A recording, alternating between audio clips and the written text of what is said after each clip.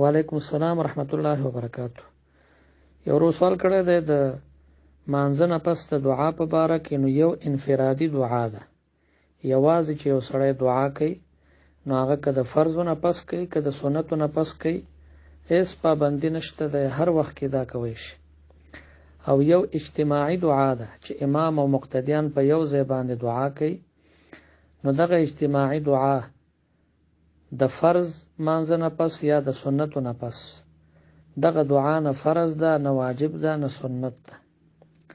البته بعض علما ورته مستحب وایي او بعض صرف جایز ورته وایي چې جایز ده. د فرض نه پس د دعا د مطلق دعا د ثبوت راغلی دی چې نبی علیہ السلام فرمایي چې د فرض مانځه نه پس دعاګانې ښې قبلیږي. یعنی بعض مواضع د دعای ښودلې دي، یو پکې دا ده چې د فرض مانځه نه پس دعا زر قبلیږي. او که یو سړی د سنتو نه پس دعا وکړي نو دا هم د فرضو نه پس ده، ځکه سنت دا مکملات د فرض دي. او د سنتو نه پس هم د دعا ثبوت شته دی، لکه د استسقا من سنت دی، د هغې نه پس نبی علیہ السلام اجتماعي دعا کړې ده. دغه شان یو ځل د انس رضی الله عنه په کور کې میلمه و، د غرمې روټۍ وخوړه.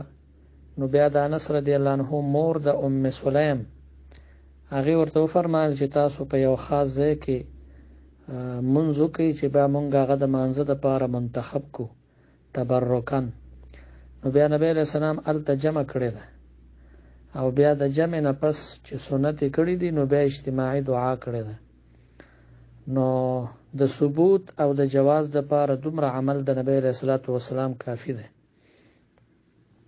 به هر حال که څوک لازم او ضروري ګڼي نو بیا بدعت ده، او که لازم او ضروري نه ګڼي کله دا دعا کوي کله نه کوي، نو گنجائش ته پکې.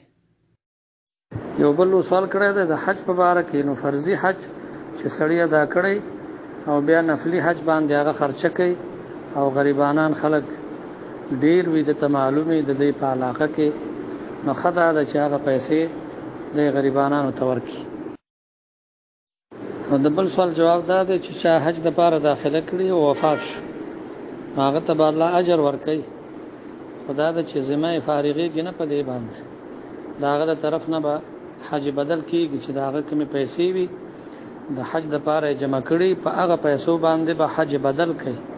که ورور یې که بل څوک یې په هماغه پیسو باندې به د ده د طرف نه حج ادا کوي او خپل حج د خپله کوي په خپلو پیسو باندې.